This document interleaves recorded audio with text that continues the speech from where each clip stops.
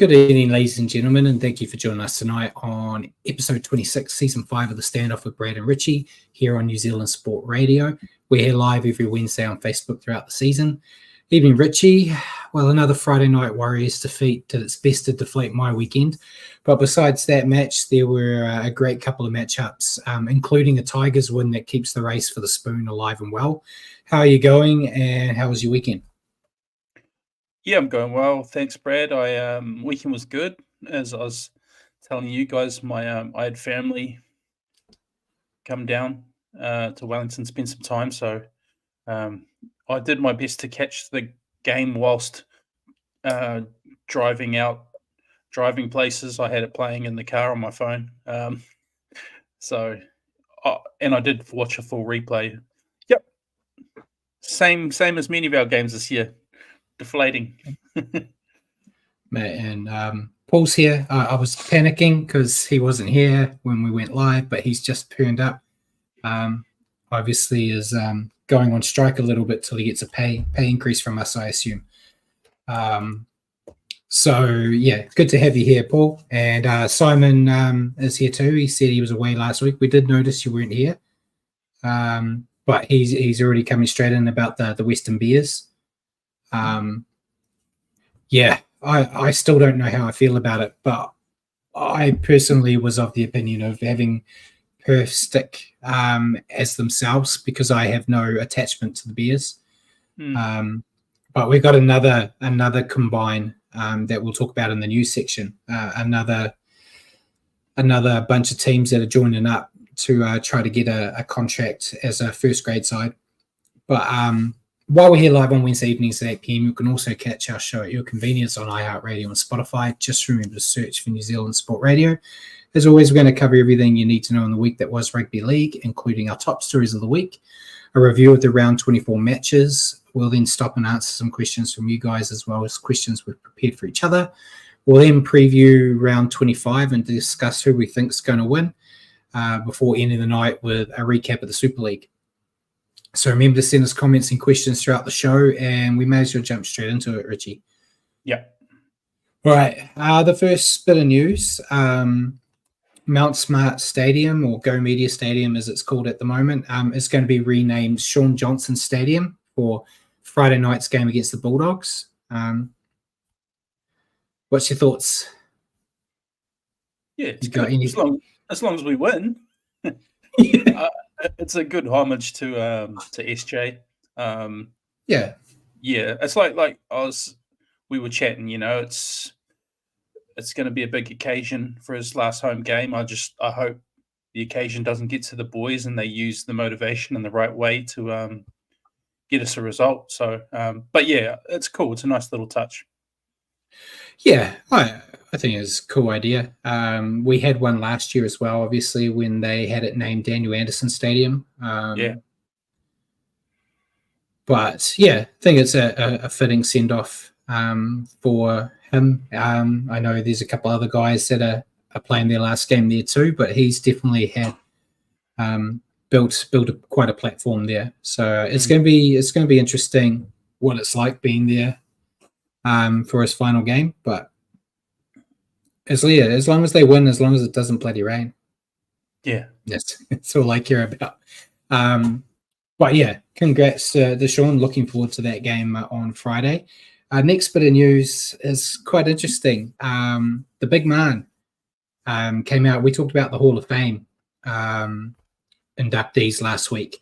Afterwards, not long after our show, big man of footy show fame, and of course he had a playing career as well. But he came out firing about Les Boyd being inducted into the Hall of Fame, saying that after Les Boyd broke his jaw, among many other dirty acts in his career, he shouldn't be inducted at all. Boyd himself responded when he was asked, saying that the big man should be grateful that he did it, as otherwise no one would remember him. And it was over 40 years ago, and he needs to move on. I wanted to put it in here for you more because this just made me love Les Boyd even more when I got to go back and look at all the stuff he did. I don't see the issue. It was Yeah, and Bjorn saying, guessing you voted for Boyd. Yeah, he should have been the immortal. No, he had quite a bad track record in those days, but in those days that was I'm not going to say more allowed because obviously he got suspended and the like, but you were kind of more known to have an enforcer or two out on the paddock that were going to do stuff. That was a bit dirty, I guess you could say. So I've got no issues with it, and the general consensus has been that Big Man's obviously not got over this and needs to just kind of take a chill pill. He did announce today that he wasn't going to the Hall of Fame ceremony, but I don't know if many people are actually expecting him to. And yeah, Simon said if it happened 40 years ago, there was a great sport back then, and now it's become very pacified. Yeah, and Bjorn said he didn't bite though. Yeah, exactly. He wasn't a biter, and that's my only thing you shouldn't be allowed to do on a big field is bite. Everything else should be on the table. And spitting. No spitting either. No, spitting's fine. Wade McKinnon got suspended for spitting because it was deemed in the direction of a referee, even though he was spitting at the ground. But no Hopoatis either. No spitting on people is what I meant, rather than okay. Yeah, cool. I was going to say I spat on the field all the time because it's got to go somewhere. But yeah, not on a person. No Hopoatis. No Hopoatis. Yeah. See, I would have more issues with him making a Hall of Fame. But yeah. The thing is, a long time ago. Yeah, it is what it is. Grow up and move on. I've got no problems with it. Yeah, and Jacko asked if Boyd's my secret daddy. We look nothing alike, so I don't know. And Christopher has asked, what time do we find out about the 14th Immortal? We were talking about that before we went live. We're not sure. It might happen while we're on. Paul's run away from his chair, as professional as always. I might see if he can keep the NRL website up just to see if it comes up when we are live. If not, we'll have to talk about it next week. But yeah, it's meant to be today. But yeah, anything else you want to ask about that or talk about Big Man before we move on, or no? All right. So Venues New South Wales has said they're going to be investigating why the water did not drain at Allianz Stadium on Friday night. I don't know if you watched that game live, mate, because you had your family there. But yeah, no, I did end up catching it. They were talking a lot about how many millions and millions of dollars they've spent on that stadium, and for it to look like a swimming pool wasn't a good look. I don't think it affected the game too much in terms of being entertaining. There was definitely one team out there that was pretending it wasn't wet with how many tries they were scoring. But it was a bit comical when they showed at halftime the groundskeepers with the pitchforks, like trying to put holes in the middle of the field to see if the water would go away, and it just wasn't going anywhere. But yeah, they need to talk to Mount Smart's people because we don't get that problem. Yeah, well, in a modern day venue, the drain, you'd think the drainage would be a lot better than that. You'd think so, but we'll see next time. It was a random large amount of water in a quick time. I'll give them a little bit of leeway, but we'll see what happens next time they get a big stormy weather. I thought for that game and the Warriors game, actually, I thought they were going to get close to stopping the game because they were talking about the lightning was getting closer to the stadium. But yeah, thankfully that didn't happen. I don't know if I wouldn't have minded it being stopped for hours though. Yeah, just ended at halftime. We'll call it a draw. Yeah. So yeah, we'll move on. We just talked briefly about the merger of the Bears and the Perth team. The Newton and Ipswich Jets teams have confirmed they're going to join up and revive the NRL team as an expansion bid. So they have they want to be the Jets, but bring the two teams together. Kane, teams I really don't have any affiliation with or care about, mate. But what do you reckon? I still don't think we need another one in that area. No, that's my biggest thing. If we're going to expand, one of the reasons we should be expanding is to grow the game elsewhere. That should be one of the main reasons, right? Yeah. I'd still be more like Perth is good. I'd still be more keen to throw in another New Zealand team as well. I've grown quite partial to the South Island idea with the new stadium being built. I think that would be quite cool and create a North Island South Island rivalry. Yeah.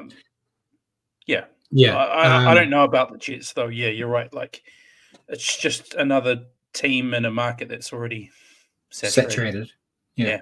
And Jacko's asked if the Perth deal is a done deal, still under consideration.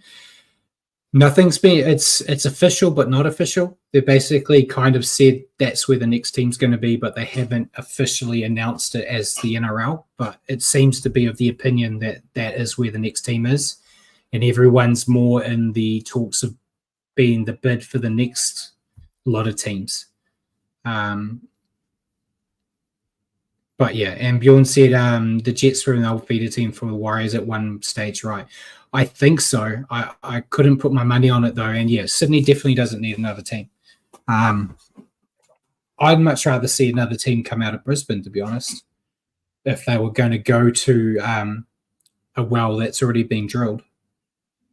But yeah, go to new markets. That's the whole reason why we send these guys to America, and that to have the Yanks look at them like they're trained monkeys. Go to South Island, as you said. Even I would much rather them even go to PNG before they went to Sydney again. It just makes sense. How are the Dolphins doing crowds wise and fan base wise? Dolphins are doing all right. Because they're playing out of Suncorp as well. So I don't know what their average is. But yeah, they're not doing bad.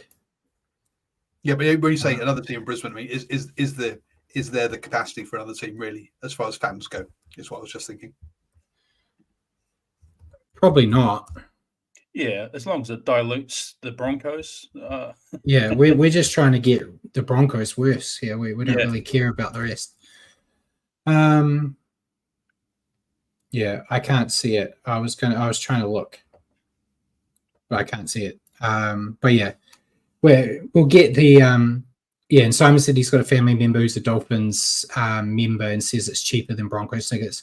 Yeah, I imagine it would be. They would have competitive pricing because they're the new kids, where the Broncos are, been around forever, and rightly or wrongly, they can kind of ask whatever you want to get tickets. As I told you, mate, Warriors memberships for 2025 went up for sale up for renewal for members this week, and they've increased the price for the members tickets, not by much. It's $20 a ticket more. Which isn't bad, but like I think I said to you and Ruin Hammer, the price increases always seem to come during a poor year. So it's like they got it backwards. Yeah. Yeah. Because I was expecting a hike last year after they did so well, top four. I was expecting them to ask for more money, but they didn't. So it's one of those things where if you're willing to spend the money, you're going to spend the money regardless. Or at least that's the argument I give myself when I pay the money for it. And Christopher said last season Dolphins had the highest attendance after the Broncos. Yeah, and I think it's changed a bit. I think the Broncos have come down this year, if I remember the stats I looked at, because I know the Warriors went up because of all these sellouts and stuff, but I don't know who was top. But yeah, we really went away from talking about the merger, mate. So we're a big no on the merger. So we'll move on. I'm distracting myself now. So Latrell Mitchell, we talked about him last week, mate. He was going for the calcium boost that someone took a picture of him doing. Yeah. Him and his management team are rumored to be meeting with the Rabbitohs board this week. Noises that he's going to be given a final warning and have a disciplinary clause added to his contract. Fair, unfair? Yeah, it's probably fair. It's not the greatest look with your face hunched over a coffee table, and it's not his first rodeo with controversy as well. So, if you're the Rabbitohs, you just want him doing what he does best and playing like he can. But it's just the last couple of years has been pretty stop-start for many different reasons for Latrell. Paul's shaking his head very. I think it's fine. He has an injury. He was getting calcium, which helps your injury. I don't see the issue here. No. Look, we're just trying to. Physio is an important part of the healing process. Look, I think, to be honest, how many weeks did Welsh get, although he was caught with coke on him? He didn't. Did he get any at all? I can't remember. I know that he was made to front the media with Cam George, and he did his crying apology. He must have got something. I just can't remember. I think he only got like 1 or 2 weeks. Yeah. It wasn't much, because I think we talked about on the show going, it's crazy that you can be, there you go. Jagger said he got caught. He got 2 weeks. You go and imagine what happens if we got caught with, cocaine in our pocket. What's the punishment we get? Because he didn't get any punishment from the cops, did he? I don't think. I can't remember. It feels like a lifetime ago. Yeah. But I know Mitch Kenny made a joke. He made a joke. He didn't even have a picture with drugs. He kind of alluded to like something in a tweet, and they gave him a week for a tweet. So I feel like they've given Latrell a week for the picture. As an isolated incident, probably fine, whatever. But it's just he's got a bit of a track record with. Yeah. Not only does he have a track record, but so the NRL has got an issue with coke. Let's be blunt. And if they want to sort it out, then they've got to actually put proper disciplinary, proper things in place, like they have done around the anything that's around violence and anything domestic or stuff. They've drawn a line in the sand and said, look, you're in trouble. And I think they need to do the same with coke. Now, I'm not saying he should lose his job or be banned for a season, but to have zero ban at all. Well, he got a week, but he's already out injured, so it's kind of counting. They've pushed it's a week, but it's round 1 next year. Okay, so it's a real week. Yeah, it is a real week. Sorry, But I think they do, at the end of the season, I think what they need to do is say, look, guys, we're going to draw a line from now on. We're doubling it. So and just keep increasing it if the players just don't get the message, because it's something they need to sort out. Otherwise, they're going to start losing sponsors, and sponsors are going to start getting upset with being associated with this. Sponsors are going to stay. The league players have done so much worse, Paul.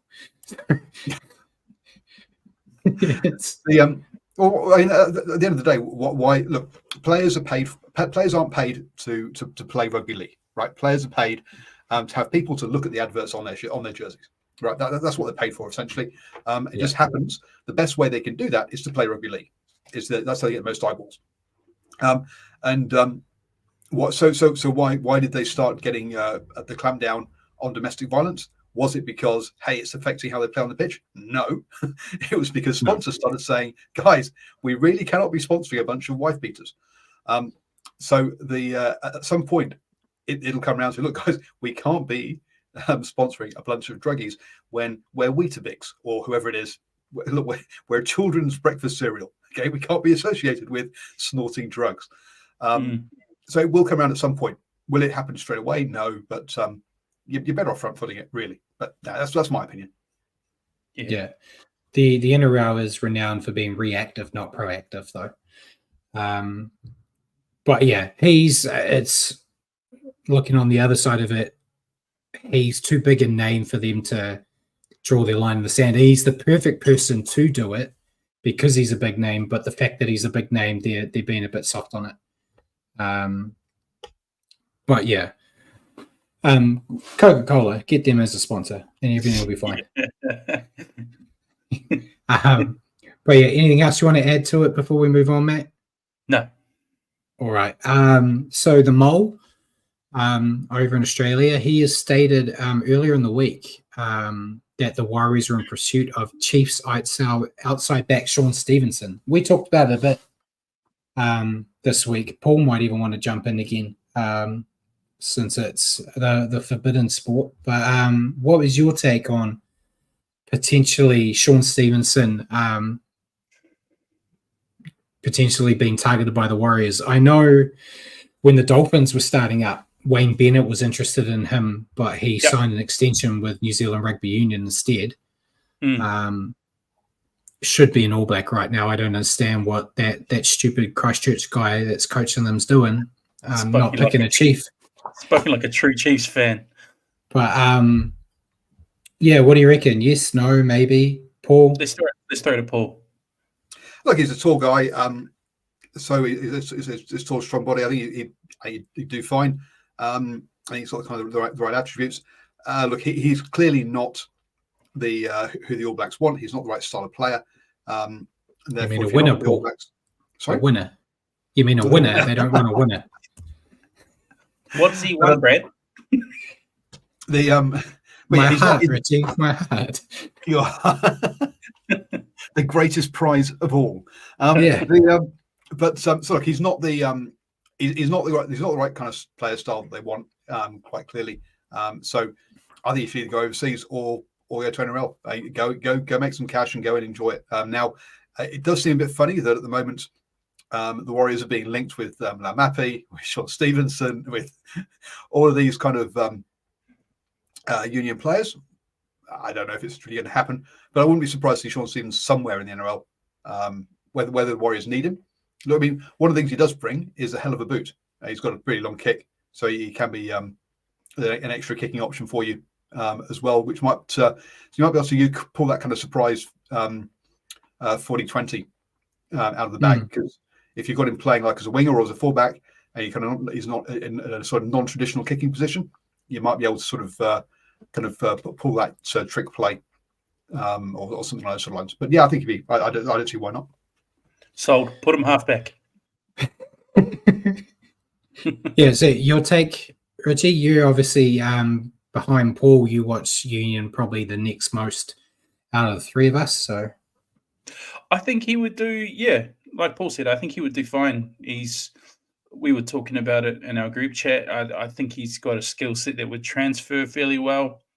I think he'd be quite a good aerial target if he would have found himself as an outside back. You know, he's got a bit of height about him and a bit of speed, but yeah, you never can tell with Union players moving over it. That is a gamble.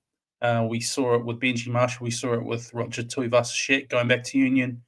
Doesn't all, the cross code moves don't always pan out. So it would be a gamble. The price tag would have to be right.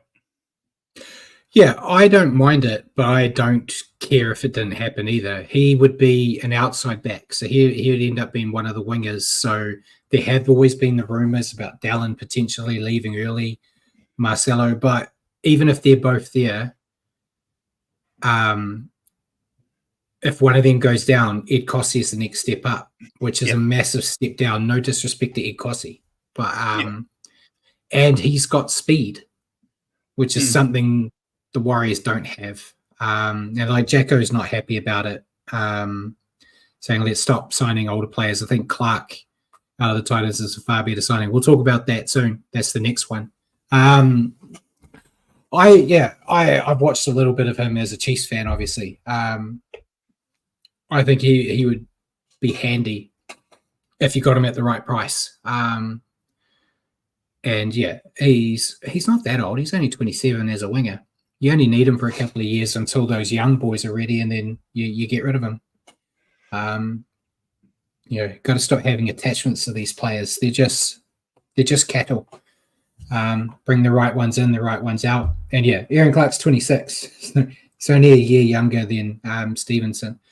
But yeah, I think it's a very outside of the box thing, and it is the mole. Let's be honest, the mole gets just as many wrong as he is getting them right. And yeah, Jacko's talking about Warbrick. He spent a year in reserves before Baliak brought him in. But Warbrick, he was a sevens player, wasn't he? Yeah. But there's a few women's sevens players doing pretty well over in the women's NRL. Yeah, well, that's only a sport dominated by one woman, Paul. So, couldn't make it a week. No, can't.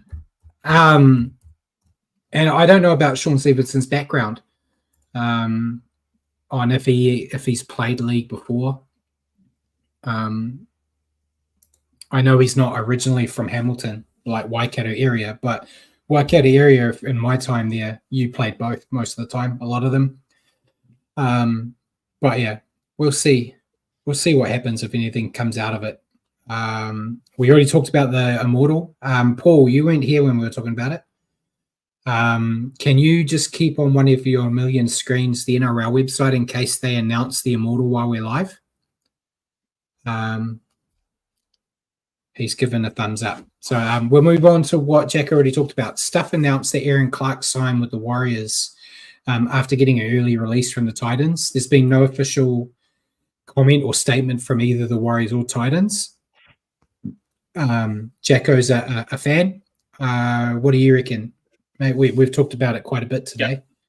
Yeah, I'm good with it. I just think he's in the same mold as Jazz.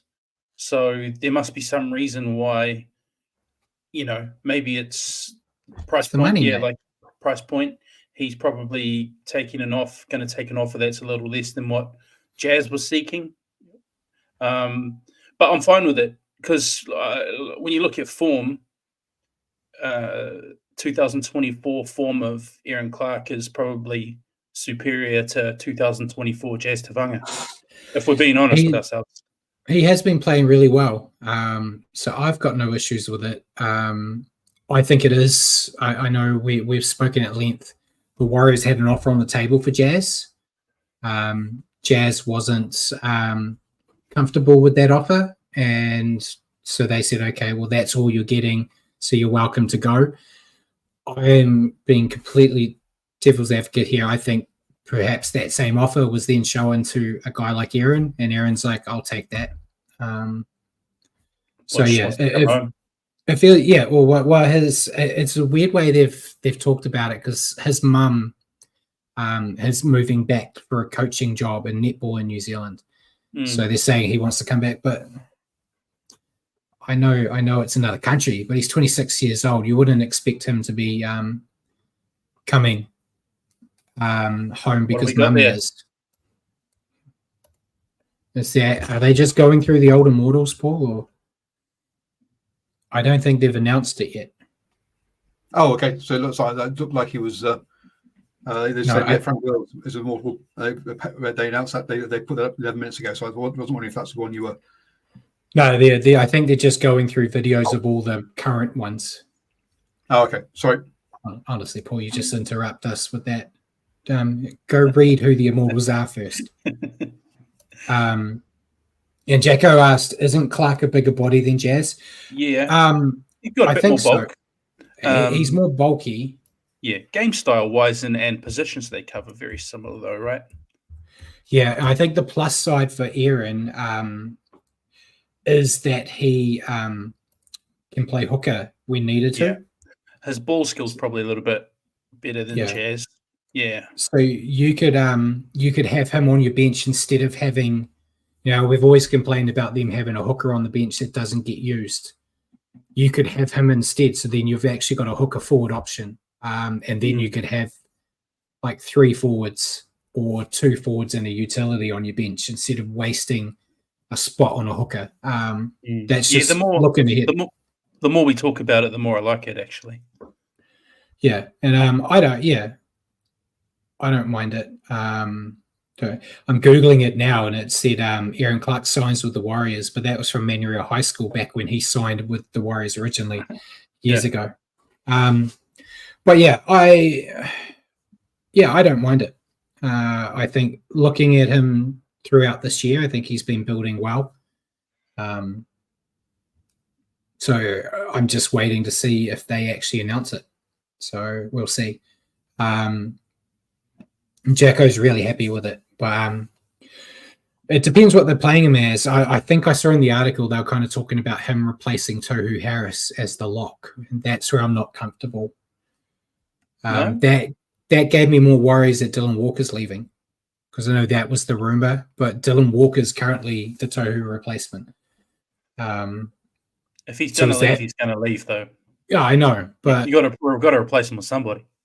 Yeah, if Dylan Walker's out too, then sure, give it a go. I know Sifakula was meant to be the next guy, but he, I think, got his mind set on being the next Adam Fanua Blake, and he put on. He's a prop. He took advantage of that Wendy's sponsorship a bit too much and got a bit more lovable size, as I like to call it. But yeah, hopefully we've got news by our show next week. If we haven't, that might be a question that gets asked at the members forum next Wednesday. So we'll talk about another bit. There's been a rumor floating around recently that Bunty Afoa is poised to go and join the Eels. That's a rumor I don't mind hearing either. I love Bunty, but you asked me last week to pick my 2025 forward pack and my bench, and he didn't make it. So I feel like he's not on the biggest amount of coin, but that could be money you could use elsewhere rather than paying him to pay New South Wales Cup. And maybe that's the kind of jolt his career needs, where he's kind of floundering a bit at the Warriors. With other guys overtaking him, he could go to the Eels with a new coach and maybe reinvigorate himself. The longer time goes, the more exposure some of our younger forwards get. It's going to be harder and harder for Bunty to keep cracking the team. Well, it's hard for him now. We can't crack it right now. Exactly. And it's only going to get even more so. Yeah, and Jacko said a bunch of the Eels didn't see that coming. I thought he'd end up in the retirement league. I think he's still got a lot of value he could give someone in the NRL first. But yeah, that obviously, what's his name? I can't even remember his name now. Riles, the new coach of the Eels, obviously sees something potentially in him. So be good. We've seen Papali'i left the Warriors and went to the Eels and got a resurgence. Different situation, but it would be good to see Bunty get a few more years. So we might have news on that. I know a few people were crying foul about if he is actually going to be gone at the end of this year, that Webby should have picked him in the last game at Mount Smart. It is what it is. I don't care one way or the other. I'd rather get a win, and if they think they can win without Bunty, which they've thought most of the year, to be fair, pick who you think's going to get you the job done. It's, as I said, the players are cattle, remember? Use the ones that you want, cut the ones that you don't. That could be just me watching too much American sport, mate. Anything else you want to add on Bunty before we move? No, I'm good. All right. So they announced the end of last week, it was after our show, that the Kiwis are going to be playing Tonga at Mount Smart Stadium on the 2nd of November. We haven't had an update on the rest of the Pacific Cup fixtures yet, but that one's locked in. 2nd of November, Kiwis versus Tonga. It'll be a sellout. Of course, how many hours of news do we have this week? I actually looked at it and said we don't have a lot this week. There's usually 3 pages. Yeah, we keep deviating off the news, but happy to see Kiwis and Tonga get a game at Mount Smart. Yep, most definitely.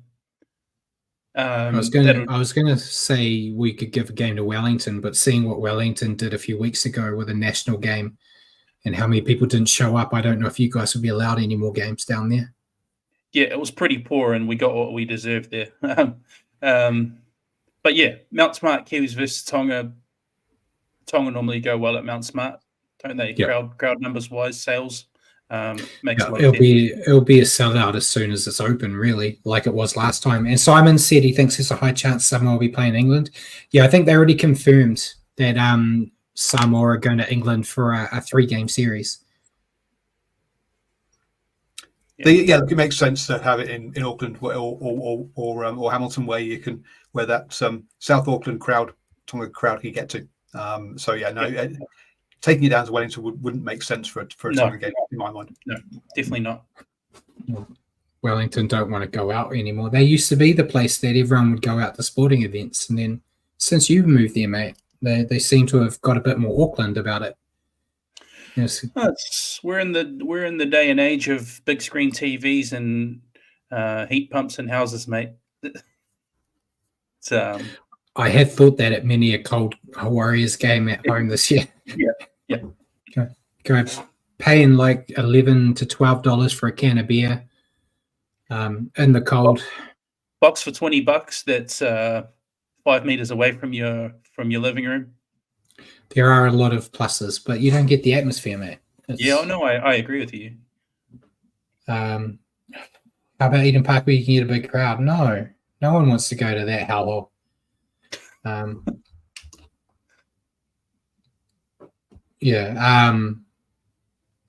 But yeah, anything else you want to add to that?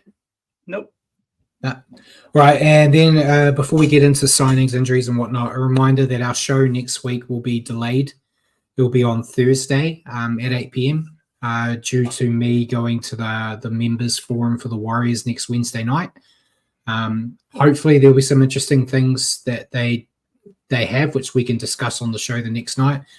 Paul won't be here, which means the handcuffs are off. And Synergy said, turn up the volume if you want the atmosphere. That's true. But yeah, so it'll be Thursday, 8 p.m. still. And yeah, hopefully there's some interesting things we can talk about on top of what we already talk about every week. But yeah, anything else you want to add to that, mate? We're a body cam, man. Go live on Wednesday. I want to see it. I still want to be invited back, mate. Yeah, fair. No. We can move on. All right. So signings, there might be. Bjorn said, "Will you sit next to Pompey?" I think I told that story already. I got to meet Pompey when Rue and Hammer were here, and they got us into the sheds, and they were having a chat with him. And I've never been polite to a person that I've criticized so much in all my life. He's a very big man. He played all right in that game too, which probably helped. But signings. There was really only 2 big ones that popped up that were official. So the Tigers have signed Jarrell Skelton on a 2-year deal. I haven't seen much from him, but he's getting decent raps from the Bulldogs crowd. So he could be a decent signing for them. And Bailey Simonson's extended with the Eels until the end of 2027. Yep. Your thoughts on either of those? Both decent. Skelton's got, like you say, he's got pretty big reps on him, and he's, for his position, he's got a big body, and I think he'll is another good one to add to the crop of incoming Tigers. Exactly. And we might get news in this next week or the week after. Jazz has confirmed that he has got a deal with the NRL club, but they haven't announced who it is. Dragons. So, yeah. Well, we were talking. You were saying, you and Hammer were saying Dragons. I'm looking at Cowboys, Tigers, or Titans. Yeah. Myself out of the 3, but yeah. Only saying Dragons to wind you up, mate. Yeah. So we'll move on to injuries. I've only grabbed 4 big ones. I guess to say the biggest one obviously was Nathan Cleary. Broke my heart watching him. I had 1 trade left in my fantasy league, mate, and Cleary went down, so I have to use it. And I might not make it to the final. I'm in the preliminary final this week. I don't know who I'm swapping him for, but they have said it's a shoulder injury. I felt very Boomer-like when I was watching the game, and he went down from, it looked like nothing at all. I don't know what he did to himself, but they said he will return for the finals. So what's your take on it? It kind of throws a spanner in the works, potentially for Panthers going again. I thought you were showing quite a bit of empathy there, but then no, it just always comes back to your fantasy team. I like it. I don't care about these players. They're just cattle. They're just cattle, and they're in my fantasy team. Yeah, it's a big one. But if he's coming back if he is good to go for finals time, we know he doesn't need time to click back into gear. We've seen it time and again with Cleary. He's a freak. He comes back, he'll probably win them a couple of games. I'm telling you, mate, I said it earlier this year, tinfoil hat time. He hasn't been injured at all this year. He's just got in his contract that he only has to work a little bit. So they give him rest because they go, we don't need him to win every game. We'll just bring him back for the games that matter. Yeah. They're locked in finals. They'll be locked top 4 as well. So if he comes back finals time, I don't think it stops. It doesn't do anything to the Panthers. If he's gone for the whole season, different story. But I think Melbourne this year seemed to have closed the gap a fair bit. I don't know if without him, I don't know if they win a grand final against like your Melbournes and that. Melbourne look a legitimate threat this year, but then Brisbane looked a legitimate threat last year. Well, they were until Cleary actually did stuff. So but he'll be back for finals, and there's a couple of rounds left. He probably would have been rested 1 or 2 of the next rounds anyway, like Cleary tends to do. So it's probably not as big a loss. I guess the only issue would be, could he re-aggravate it in the finals? We'll see what happens. Tyson Gamble from the Knights, he broke his hand. They said he'll only be out a week. Connor Watson from the Roosters got a head knock, so he's only a week as well. And then Jareem Buller from the Tigers has got shoulder surgery and done for the season. So it might hurt their chances. Yeah, well, he didn't play last week, and they did all right. So, I'm joking. Yeah, it's right. May as well let him do it a little bit early. But yeah, so we'll go to Naughty Boys. We got 3. I didn't get the update on one of them, though. So Widemu Greg from the Eels got a grade 3 careless high tackle and got a 2-match ban. Then we've got Mitch Kenny from the Panthers, a grade 2 careless high tackle, got a 1-match ban. And then Richie Kenner had a grade 2 careless high tackle. He was disputing the grading, and he was successful. So he was successful, and he ended up getting a fine. Yeah, well, his one is kind of just threw out an arm, wrong-footed and a wee bit and threw out an arm. I don't think it wasn't like one of those bad shoulder to the head contact type things. Yeah, more of a swinging arm that was misplaced. Yeah. And that's all I had for that. So before we get into the round, I'll rattle off the NRLW scores, Matt. So the Broncos defeated the Raiders 28-22. Cowboys defeated the Titans 11-10. My Mighty Roosters defeated the Dragons 28-8. The Sharks defeated the Knights 14-12. And the Eels defeated the Tigers 12-10. I think Millie's averaging almost 200 meters a game, mate. Let it go, Brad. It's not bad. Not bad. So we'll move into the NRL round, mate, starting off with that potential grand final warm-up match. The Storm defeating the Panthers 24-22. Yeah, cracking match too. 4 tries apiece. For the Storm, Grant Anderson, Ali Katoa had 2, and Tyron Wishart. For the Panthers, Lindsay Smith, Isaac Tango, Dylan Edwards, Casey McLean. Yeah, real close game here, which was expected from many people who had predicted this as a grand final for this season. The Storm just kept pressuring the Panthers and made the most of their chances, used the kicking game well, and used their backs well, despite the forwards being managed quite well by the Panthers' middle. Need to work on their discipline, but apart from that, it was hard to criticise the effort. I think it was a well-deserved win. Yeah, you're right. They need to watch their discipline. Big Nelson getting a sin bin for wiping out his own player. Yeah, that's the way to do it. That's the way to do it. But yeah, jokes aside, a really good win for the Storm. As they've done all year, they just find ways to win. They had a great start, scoring the first 2 tries before the Panthers fought back. With the game on a knife edge, the impact of Wishart off the bench proved a difference maker. He was able to weave his way through the middle, and he's been really great this year with Munster gone. And yeah, him coming off the bench was ended up being the difference, and they were able to hold on for a really closely fought win. Your thought on the Panthers? I thought they fought back bravely from a slow start. They had their moments too. They played their part in a great match with finals intensity.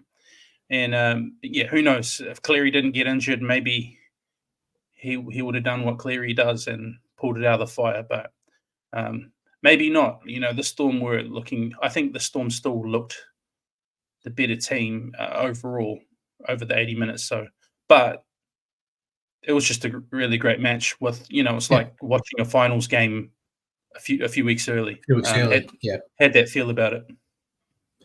Yeah, tough loss for Penrith here. The injury to Cleary in the late stages probably hurt them a bit. Their forwards did really well up front, but overall, I think they were just all a little bit clunky.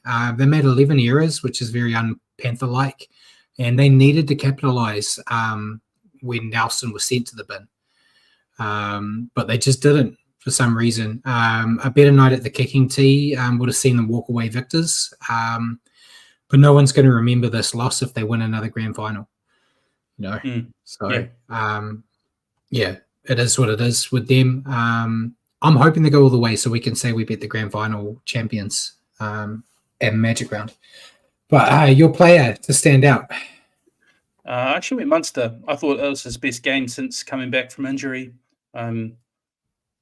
Particularly in that first half before Nelson decided to spread his nose all over his face. I thought he was getting a ton of touches and just running the ball at every opportunity, looking really dangerous. Yeah, and Paul's got Isaiah Yeo led with 82 points overall, and then Elise Katoa top for the Storm with 64, and I went with Katoa. He got a double. He's in my fantasy team, so he helped me out. But thought it was another great game from him. He's really growing into a mainstay in that Storms team. So he's a beast now, eh? Yeah, great to see.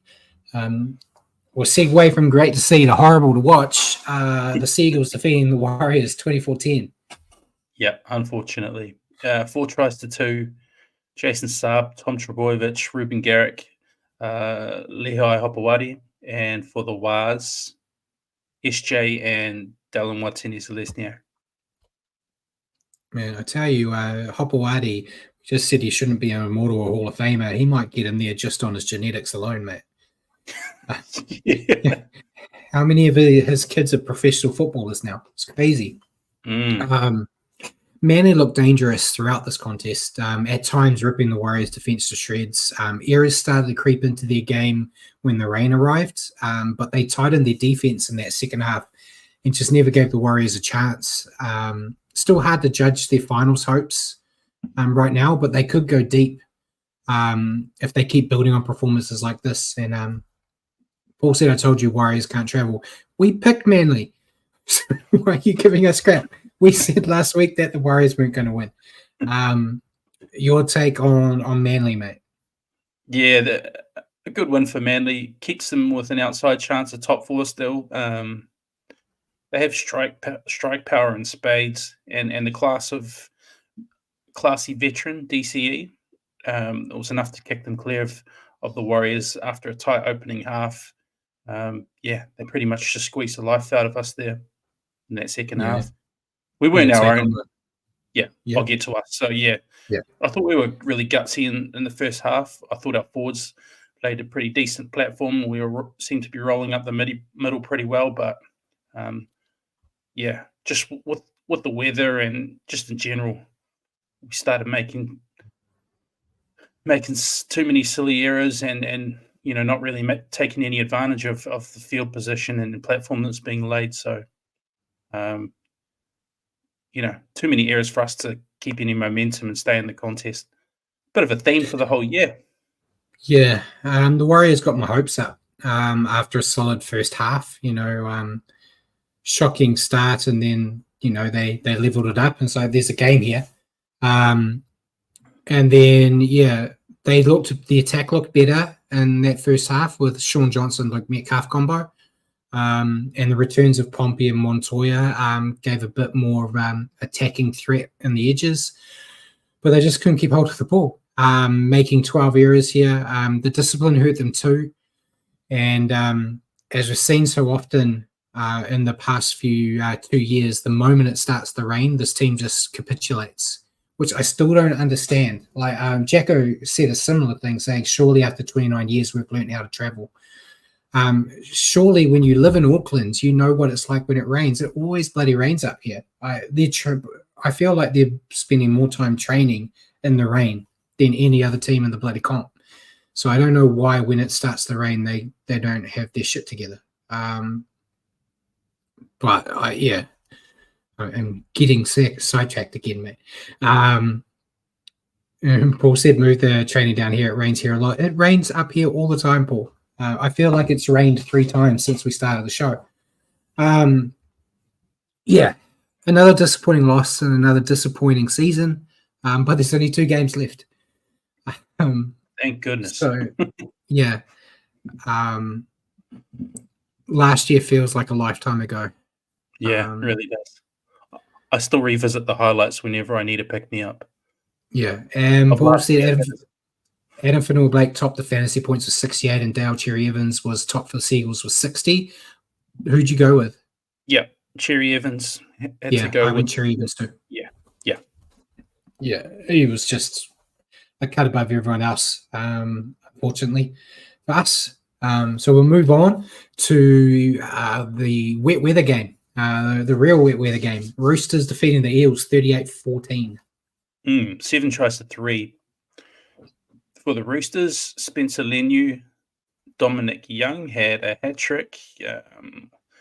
Daniel Tupou, James Tedesco, and Satili Tupanua. For the Eels, Kalma Tuolangi, Sean Russell, Joey Lussick. Crazy weather to start this game, and the field never recovered, as we already talked about in the news.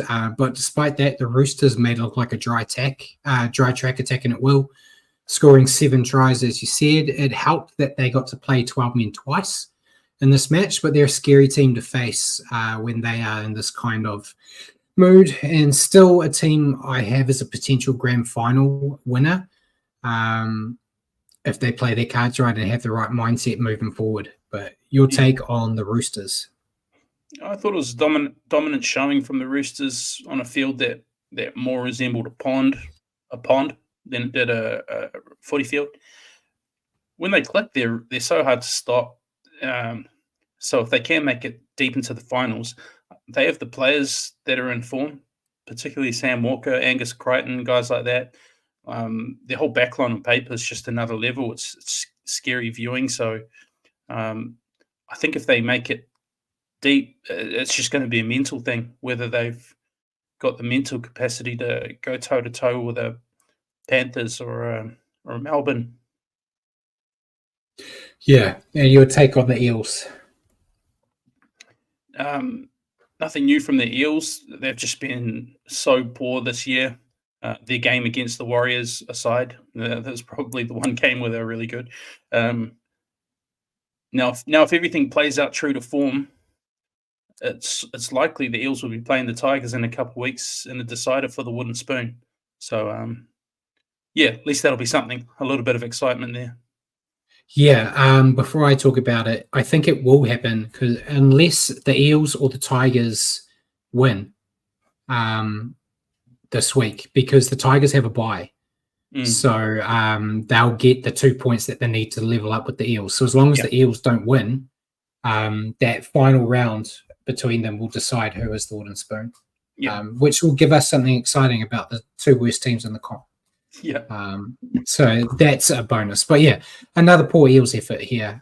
They couldn't hold on to the ball, couldn't defend, and the two sim binnings kind of sealed their fate. Need to pick up their game, as that wooden spoon could still end up in their hands, as we've already talked about, if they're not careful. Don't really have much else to say on it. I think we stuck with our normal rule, didn't we? Did we both pick Dom Young? The hat trick rule. Yeah. Why not? I think we're both breaking the hat trick rule later on. Okay. But yeah, it's you seem to break it every couple of weeks anyway. And Dom Young led the fantasy points. And yeah, Jacko said yes, a positive. We're not in wooden spoon playoff. Yeah, that's our claim to fame till the day we die. So far, is that we've never been wooden spoon. So, move on to the next game. Bulldogs defeating the Dolphins 30-10. Yep, 5 tries to 2 for the Doggies. Jacob Carraz, Josh Adokar, Bronson Sherry, and Connor Tracy for the Dolphins. Jermaine Asako and Jake Averillo. Yeah. Bulldogs continue to pick up steam. Their defense has been applauded all year, and it was on full display here, shutting down most of the Dolphins' threats all game. The thing that's impressed me the most in the past month, though, is how their attack is starting to build. They have threats on the edges and have started to use them a lot better. I still don't know how deep they'll go in the finals. I think I said it last week that I see them as the Warriors from last year, where they, taking those rose-tinted glasses off, the Warriors made the finals, got smashed the first week, did really well the second week, got smashed the third. I see a similar approach with the Bulldogs, either going, 1 or 2 games in out, or maybe getting into that final round before the grand final and getting shown up. They've been great, but I just don't think they've got the forward pack that can legitimately have them competing with Melbourne, Penrith, or the Roosters. But yeah, their defense is what's helping them out in those aspects. But yeah, we'll see. I'm wrong. I'd like to see them, break things open a bit in the finals. But your take on the Doggies? Yeah, the one thing in respect to that for me is defense tends to win you games, especially tight games in final series. So I definitely wouldn't write them off. But on this game, another very professional display from the Dogs. They're looking the goods this year. We've touched on the defense. They have the best defense in the comp. And like you said, their attacks come a long way. They produced some really slick plays, evidence to that. Set up Carraz for his first 2 tries in the right-hand corner. Adokar, always the opportunist. Could have had 2, but we got to mention that foot race. What a chase down from Hammer. Probably Fox 5 years ago would have scored that, but The thing about that, if you watch it again, Hammer wasn't even going for 100%. Yeah. That was the crazy part. You saw like the side on. He was jogging it and keeping up with him. And then I think I was listening to Level's podcast, and they were talking on there saying like it got to a point where you could see Hammer realize he was close enough where he actually had to tackle him. Yeah. And then you see him like change gear a little bit and then do the tackle. But he's crazy. He's rapid, mate. The thing that makes that even crazier is if you remember a couple of years ago when Hammer was still at Cowboys and he had to run away and got run down by Jason Saab. Yeah. Jason Saab I still think's the fastest. Just think how fast Saab is. But back on topic. Sorry. Yeah, they're going really well. I think it'll be really great to see them competing in the final series again. I'm really interested to see what they can do, whether they can shake things up a bit. Yeah, and before you tell me about the Dolphins, Bjorn just asked if either of us had chased someone down like Hammer did. I think we already know the answer for me. I think I've definitely not a winger. I would have chased down forwards.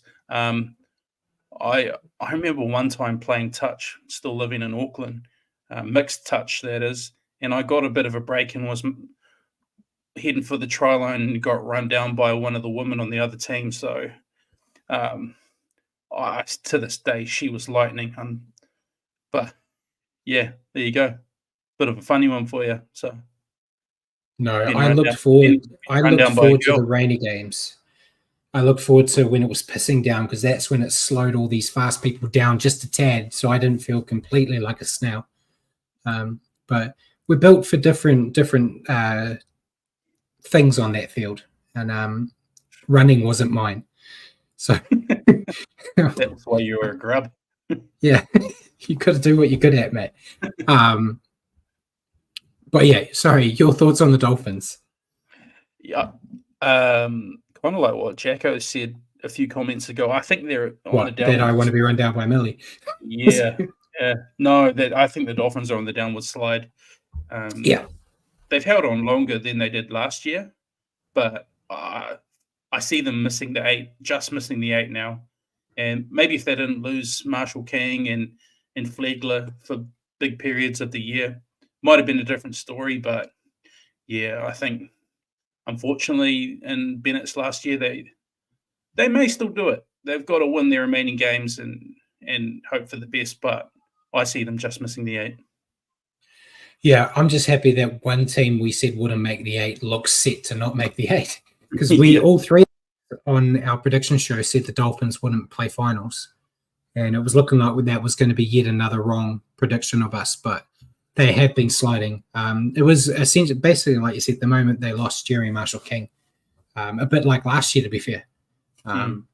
But yeah, they just had no answers for the Doggies' defense and couldn't break through. Their discipline ensured they stayed on the back foot as well. They were shocking. With tough games coming up, they're going to miss the finals. I don't see them beating the teams they have to play. They've got some decent weapons on that roster, and a bit more fine-tuning could make them play finals for the first time next season. And Jacob Carraz led fantasy points with 73. I picked Carraz. Yeah, me too. He was just everywhere. Yeah, he was good value for those fantasy points. He was really good. And we move on to the next game, the Cowboys defeating the Raiders 42-4. Yep, 7 tries to 1 for the Cowboys. Jake Clifford. Val Holmes had a hat trick. Kyle Felt, Tom Dearden. Kyle Felt had a second one. For the Raiders, just the 1 try, Sebastian Chris. Yeah, Cowboys looked interested. Cowboys looked energized here, led by a player in his return and Jack Clifford and a player on his way out in Valentine Holmes. The Cowboys never looked in doubt, constantly pushing forward and taking advantage of any chance the Raiders gave them. Another team building momentum at the right time of the season. I think we said it like 2 or 3 weeks ago that the Cowboys are one of those under-the-radar teams where they're pretty much set to be a finals team, but no one's talking about them. I'm not expecting them to go gangbusters in the finals, but they're just ticking things over. And I think the return of Clifford definitely gave them a bit more pizzazz on their attack. But your thoughts on the Cowboys? Yeah, I thought it was a great performance from the Cowboys. The 42 points is great, but they'll be more pleased with only conceding 1 try, I think. We've seen at times this year the defense hasn't quite been up to par, but it definitely was this week. Dropping Townsend proved to be a masterstroke from Payton, with Clifford playing a starring role. I thought it was possibly his best game he's had in NRL. At an NRL level, he was really, really good. Yeah, your take on the Raiders? Definitely not what the Raiders needed here, and you have to think this result might have sealed the Raiders' fate and locked them in as a bottom 9 team this year. What could have been, they looked really good to start the year. Unfortunately, lost Jamal Fogarty, which for most of the season, which derailed them a bit, and they've had moments, but not quite recovered from that. Yeah, not much to say about the Raiders here. They didn't show up. Sticky basically said the same in the post-match. Said they were boys out there. They just didn't show up, unfortunately, for Simon. needed this win to keep the slim hopes of finals alive and look like spectators instead of players. Just disappointing to see them not compete, which I can relate with Simon and how that feels as a Warriors fan. When we watched what happened when our season was on the line and our team, lost to the worst team in the comp. But yeah, disappointing for them. And Bjorn said, was there a rumor this week for Warriors looking at Clifford? Not that I heard, but Clifford also led with fantasy. And this was the game where I said I was breaking my traditional hat-trick hero gets the nod because I went with Clifford instead of Holmes. Yeah, same. I just felt like Val Holmes was fantastic, don't get me wrong, but just the situation that Clifford was in, been thrust into the side and hasn't played a lot of first grade this year, and he just looked outstanding. Yeah, he didn't. He looked like he hadn't missed a day. I guess his biggest issue, like he's always, I think Jacko may have said it earlier that he's always rated Clifford. He's always been a hell of a talent, but consistency was his issue, where it was up and down. But in his defense, the last few years, kind of that's how the Cowboys have been as a whole. So I'm hoping, Chad's leaving, so it's going to be his team to run next year because they're not the Cowboys didn't sign another half, did they? I don't think they did. Recall. I don't think so. Right. I think they're giving him the keys. So it'd be good to see what they can do if he has the belief behind him. And yeah, Jagger said O'Brien at Knights didn't help Clifford. Yeah. Absolutely. So yeah, well done to Clifford. It was good to see him come back and hit the ground running. Move on to the upset of the week. This was the multi-killer. This killed Paul's multi. It killed my multi. Everyone's multi. I deliberately didn't. I didn't. He put this one in the multi. The multi got killed in game one with the Storm. Yeah. Okay. Yeah. See, that was the game I wasn't sure on, so I didn't put it in my multi. But yeah, this was the only game I got wrong in my multi. The Tigers defeating the Rabbits 18-16. Yep, it was 3 tries apiece for the Tigers. Charlie Staines, Luke Laulili, and Adam Dewey for the Rabbitohs. Jai Gray, Keon Kalormatangi, Damien Cook, goal kicking the difference. Aiden Caesar slotted 1 penalty. Yeah, full credit to the Tigers for not giving up. They showed desperation as they strive to avoid that wooden spoon. Wasn't the prettiest match by any stretch, but the Tigers just kept pushing. They did lose their way towards the end when the Rabbits attempted a comeback and ultimately hung on due to an Aiden Caesar penalty goal. Not a lot for the Tigers fans to be happy about this season, but at least they're going down swinging. Yeah, Paul's put it there. Halftime was 18-4 to the Tigers. Sorry, 16-4. Yeah. 16-4. Yeah, you can never say the Tigers have anything in control, though. Especially when they're always close to a sin bin at any time. But yeah, your thoughts on the Tigers? Yeah, finally a positive result. Sin bin was Rabbits. Yeah, I know, but the Tigers got the most sin bins by any other team in the comp. Yeah. Yep, that's right. Finally a positive result for them.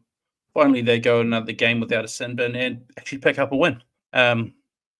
This one will put them on level competition points with the bye in hand with the Eels, and possibly sets up a wooden spoon decider, which, as we already said, bit of excitement there for the bottom feeders. But I'm just happy for them to pick up a win. They've had a lot of things go against them this year, and I kind of really hope they somehow avoid that spoon. Yeah, I've got a soft spot in my heart for the Tigers. It's horrible to kind of have them as like an emotional second team behind the Warriors when the Warriors are doing bad too. It's not a good time. NFL season's about to start, so there's going to be more pain in my future there too. But yeah, your thoughts on the Rabbits? Just so many errors from the Rabbits. Pretty much a tale of their whole season. They did hang in and probably should have had a game winner if they just executed correctly. They opened up a nice hole. Instead, they were called for a forward pass, and quite comically, the coach's box went off early and celebrated a win before realizing what had happened. And they got called back for the forward pass. They had so many chances, but just they botched a lot of them. So kind of reap what you sow if you're making that many errors. Yeah, in fairness, the before that forward pass, there was a forward pass they missed in the exact same drive. Yeah. So they shouldn't have got as close as they did there. But yeah, it was a typical Rabbits game, as you said, lots of errors, and they just left their run too late. Perhaps if Cody Walker was out there in the final stages, they snatched this win.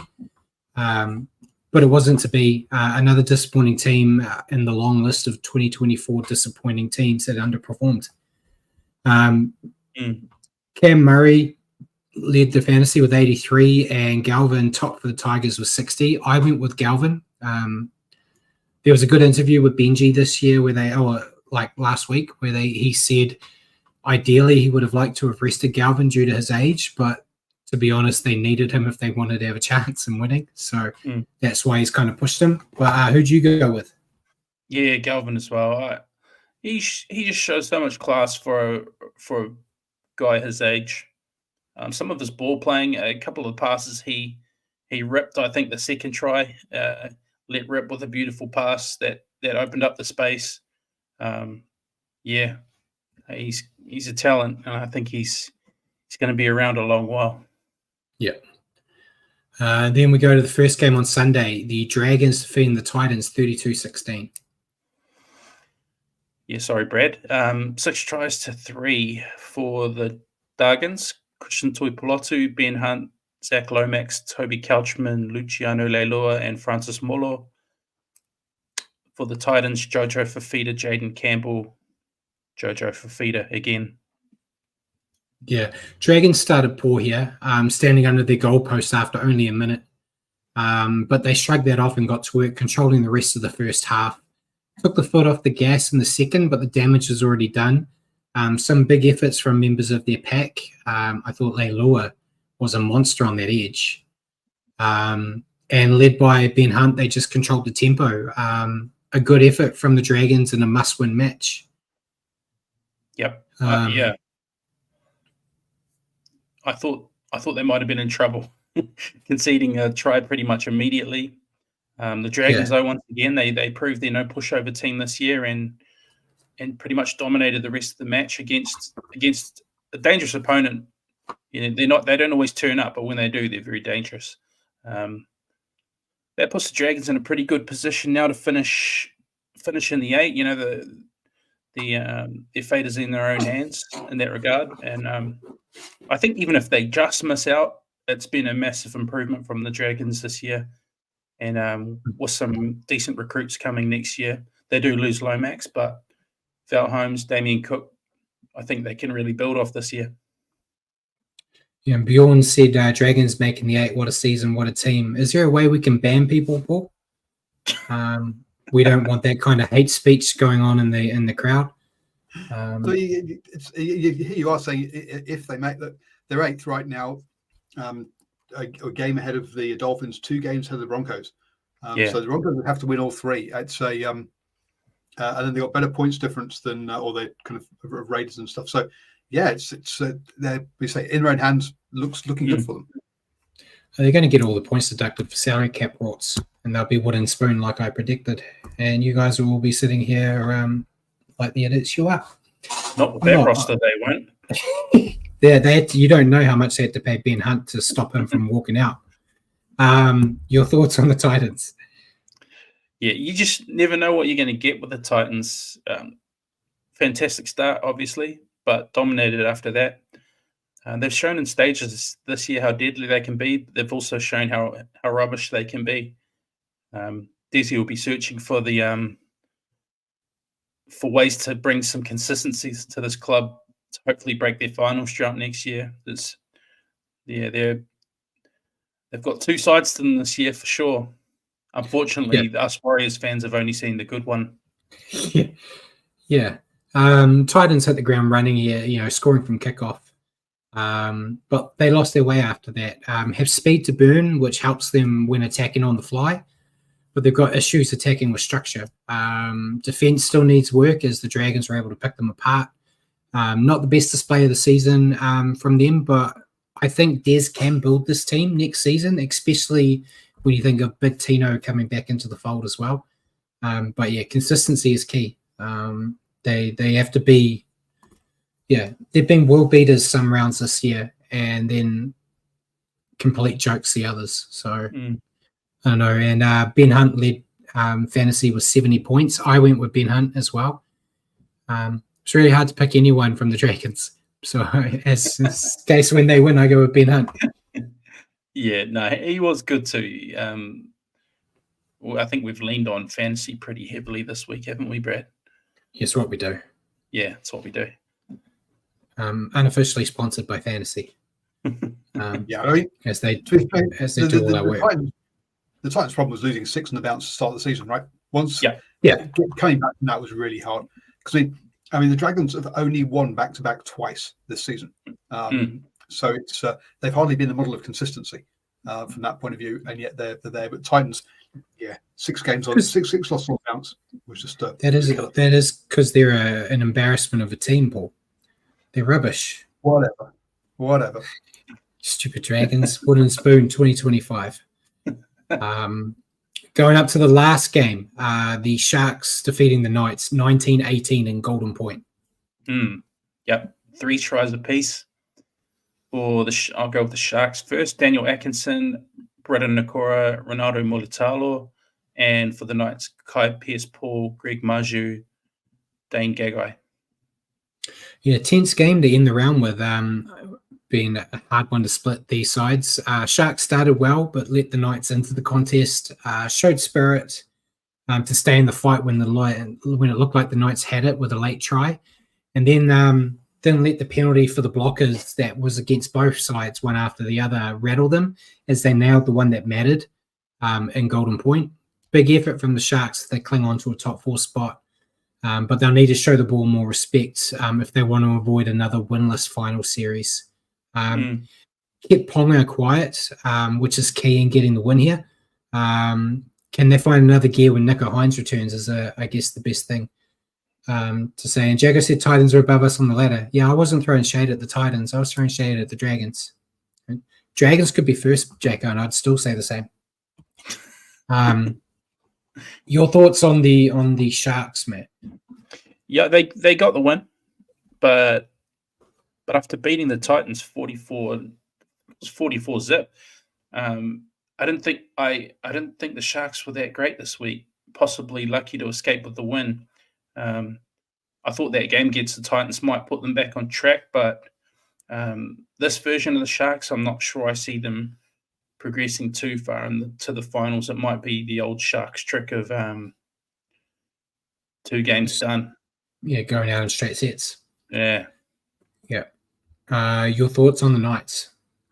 I can't fault the Knights' effort. I just don't think they're the same team we saw catch fire late last year.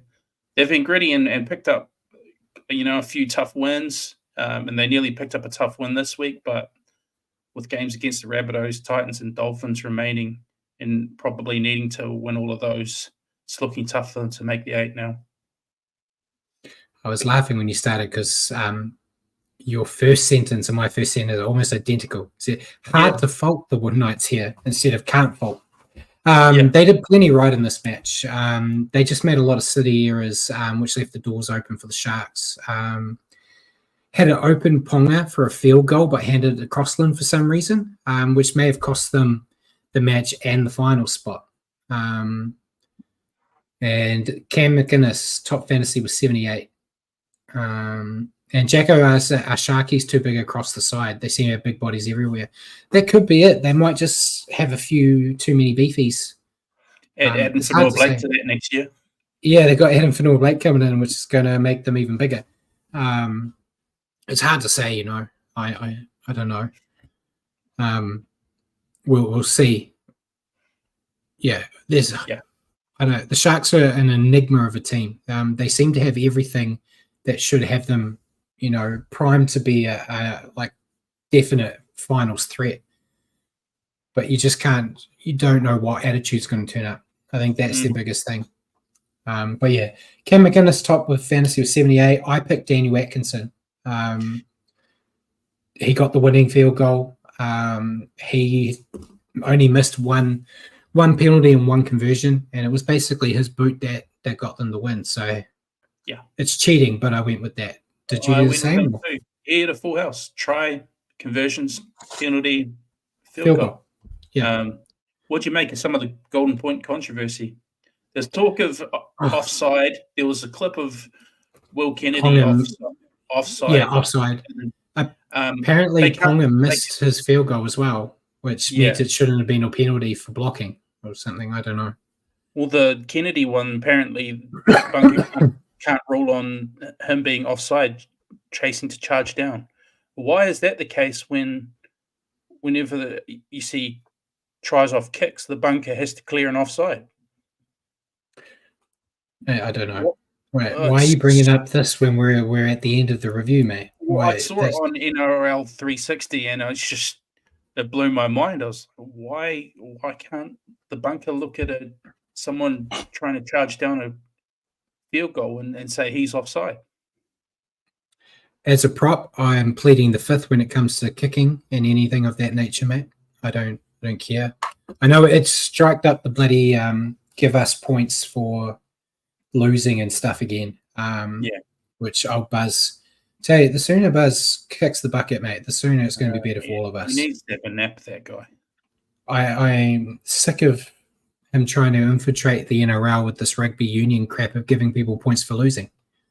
You don't need it. I'm happy with the 2 points you get for a win. If you're losing golden point or you're losing 80, it doesn't matter. And that's coming from a guy that has a team that loses in golden point all the time. As much as I would like that 1 point or whatever. No. I'd sooner they scrap golden point than start changing up how many points you get. Well, I saw after he did his pitch on, like, if you win, you get 4 points. You win in golden point, I think you get 3. If you lose in golden point, you get 2 or whatever it was. They brought his point system into what's happened this year, and the ladder was almost identical. I think there were 2 teams switched, and they were 2 teams that still weren't playing finals.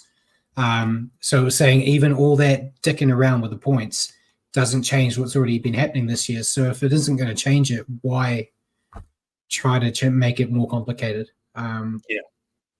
So leave it how it is. That's it for the round. So Paul, bring up the tips or the ladder, whichever one you got first. Well, just quick stat attack. The Warriors and the Knights top the table with the most losses in golden points this year, with 2 each. Yeah, disgusting. No, that's not true, Paul. We've only lost 1. No, we've lost. No. We should have beat the Bulldogs. We were robbed. Yeah, sorry. We got two losses and a draw. Yeah. And drew against Manly. Just get over it. Yeah, and there was also the draw as well. Yes, actually, with the draw, that on count back, you're worse than the Knights. Yeah, 3 golden point games and no wins. We got the tipping comp, and we're falling apart, mate. These jokers are coming back to bite us, going too early. Yeah. So Rocking Horse Road used their final joker, and has got a commanding lead.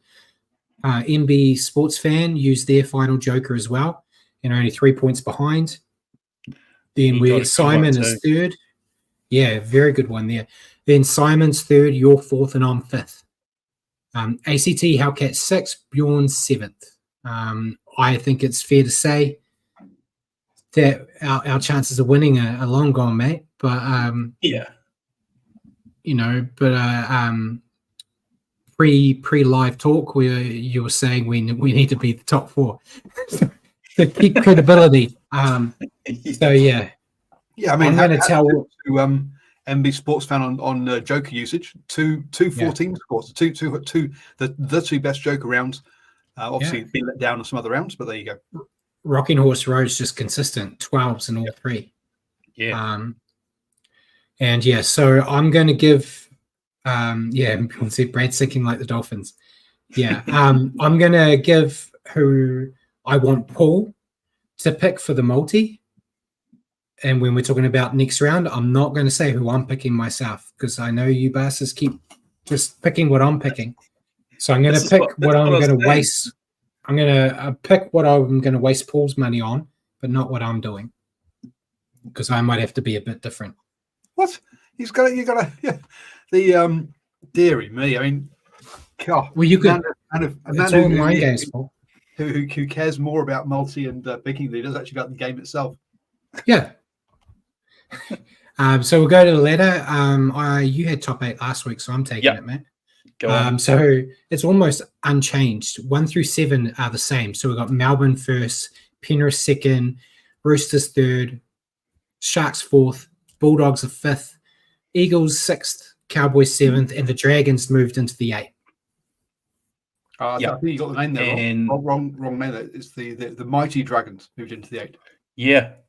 You left out Mighty. The Dragons are in 8th.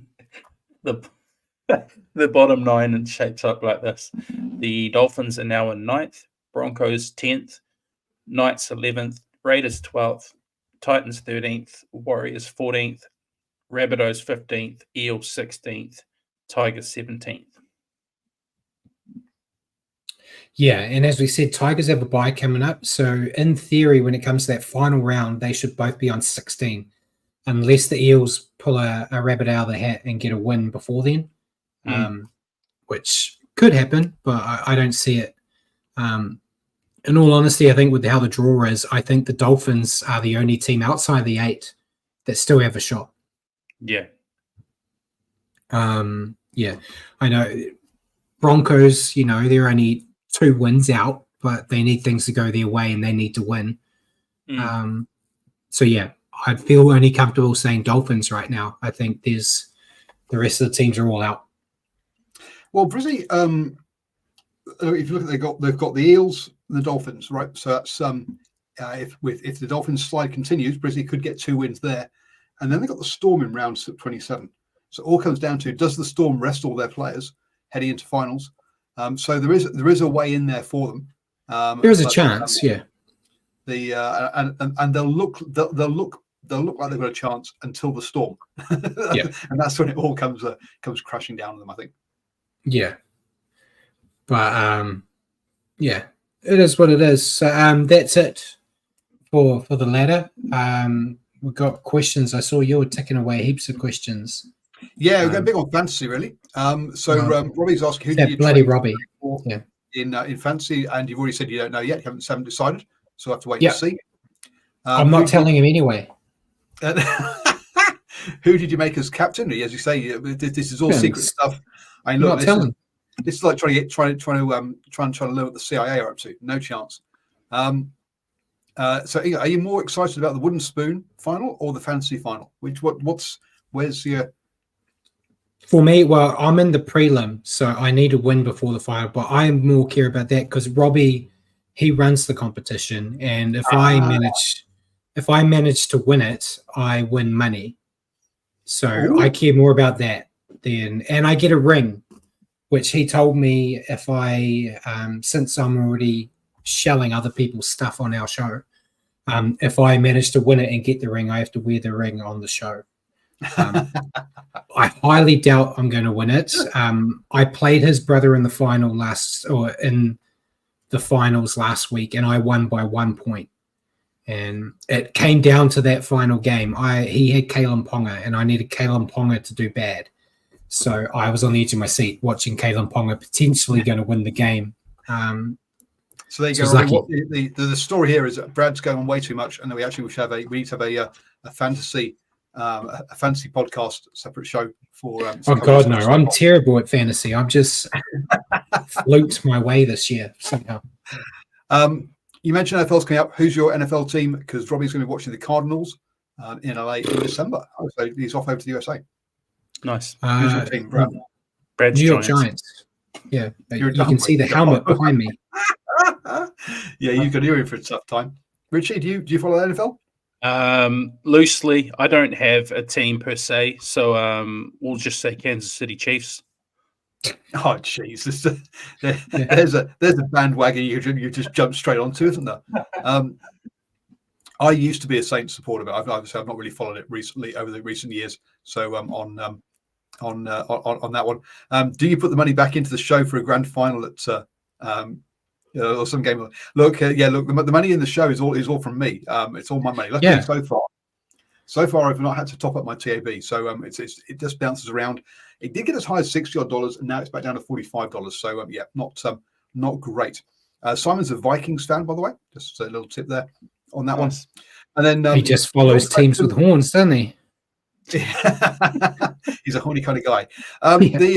Moving on then, Bjorn's got quite a nice one. Which player leaving or retiring at the end of the season will you miss the most?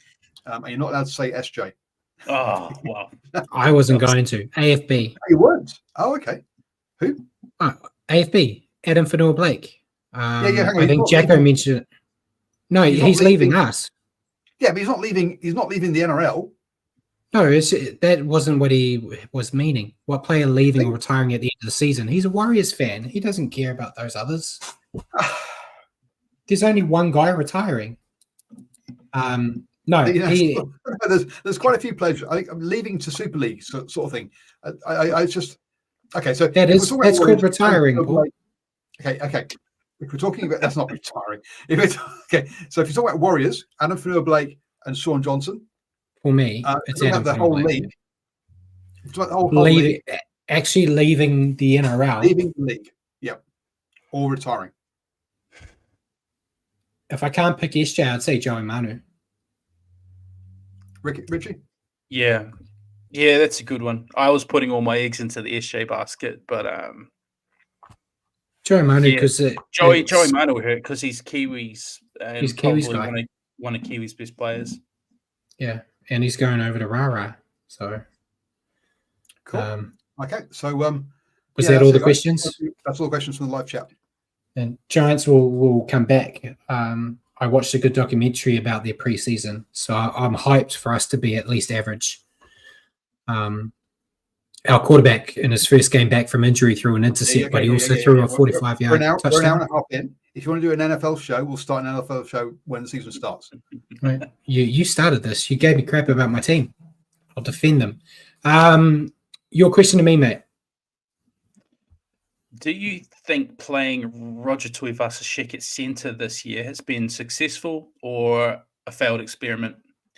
Would you persist with him there next year, or are you using him differently? I wouldn't say it's a fail, but it definitely hasn't been successful. I don't know if that's part of the just his first year back in league. You know, he basically had a couple of years off playing whatever you want to call that other sport right now. So he's had to adjust. The game's changed a lot since he last played it too. So I don't know if it's a bit of the teething or if he just is rubbish as a centre. I don't know. Would I persist with him there next year? I don't know either. I honestly don't know. It's going to be see, Paul said definition of fail, be unsuccessful in achieving his one goal. Yeah, it's just if he does well in centre next year, then it'll be a success, right?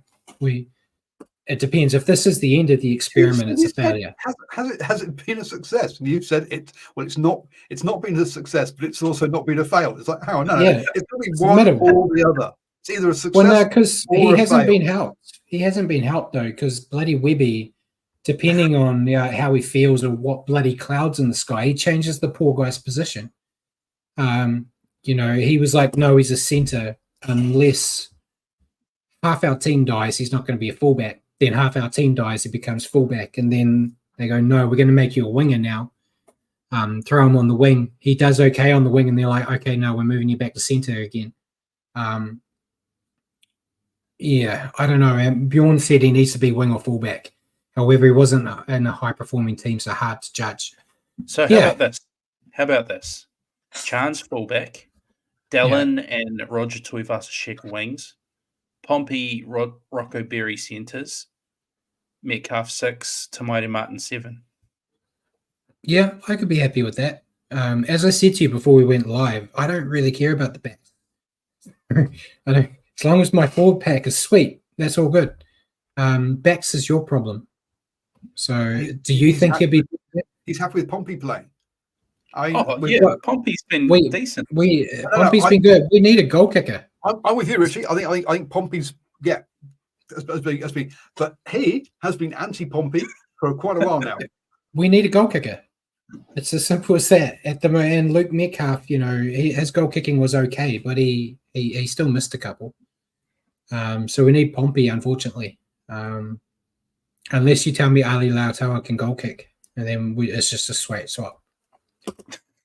Yeah. Or you have Pompey and Lautawa, and Rocco Berry doesn't make it. Mm. And Jagger said RTS doesn't look overly happy on the field. Maybe offer him an out to Japan.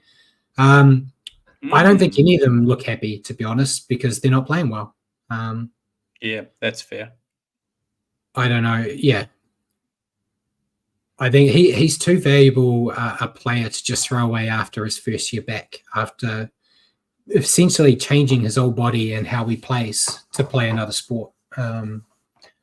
Yeah, if it's more of the same next year, then I guess you might talk, he's at the right age where you might cut him out and start again. But yeah, I don't know.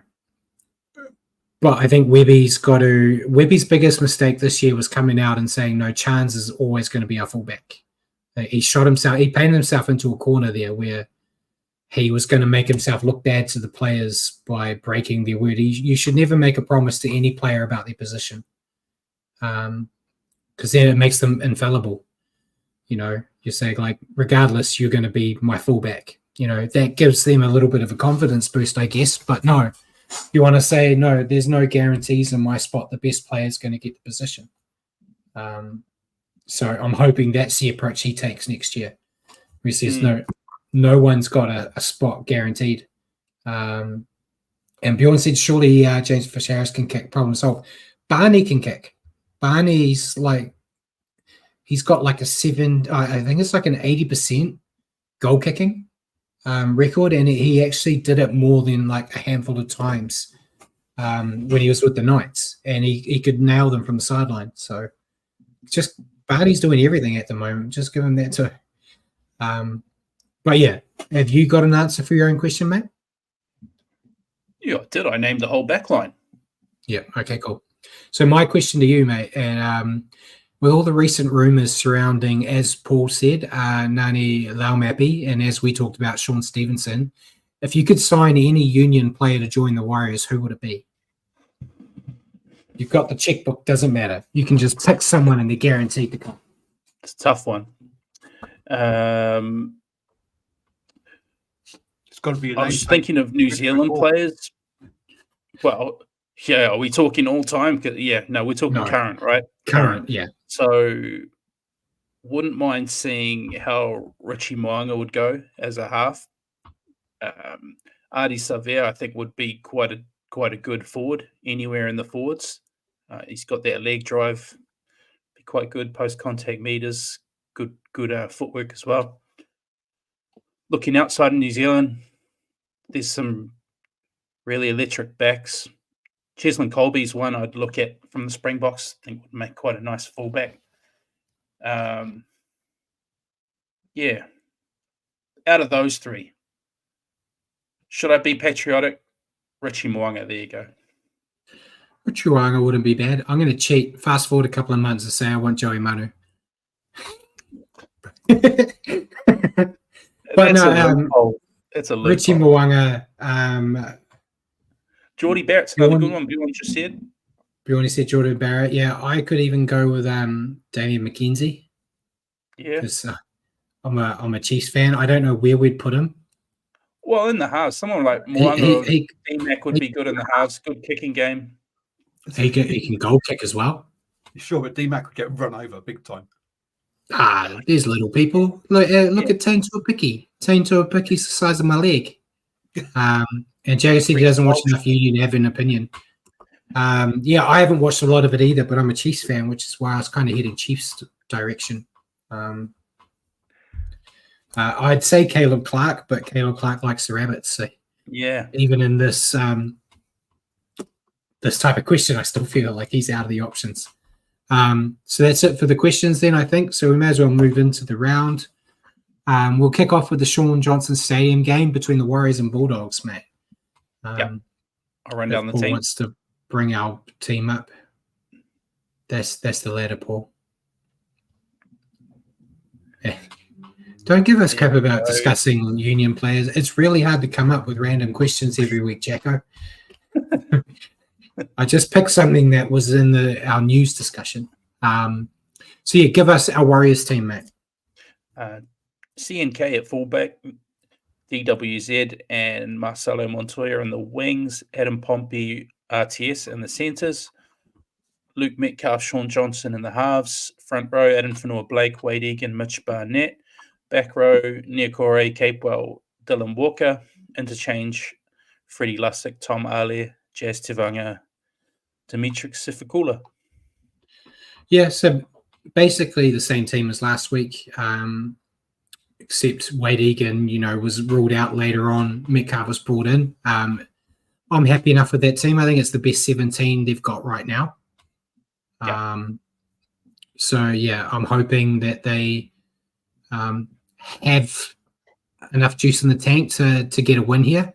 Looking at the Bulldogs, we got Connor Tracy at fullback, Jacob Carraz and Josh Adokar on the wings, Bronson Cherry and Stephen Crichton in the centres, Matt Burton and Toby Sexton in the halves, Josh Curran, Reed Marnie and Sam Hughes in the front row, Viliami Kickout, Jacob Preston in the second row, Kurt Mann at lock.